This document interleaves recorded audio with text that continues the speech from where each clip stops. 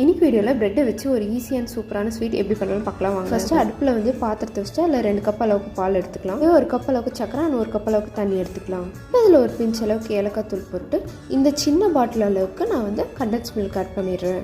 இதெல்லாம் நல்லா மிக்ஸ் பண்ணி கொதிச்சு வந்ததுக்கப்புறமா நான் ஒரு 6 பேக்கெட் அளவுக்கு பால் பவுடர் வந்து ஆட் பண்ணுறேன். ஆப்ஷனல் தான், வேணும்னா யூஸ் பண்ணிக்கோங்க. பால் பவுடர் ஆட் பண்ணிட்டு நல்லா மிக்ஸ் பண்ணி விட்டுருங்க, இல்லைன்னா வந்துட்டு கட்டி பிடிச்சிடும்.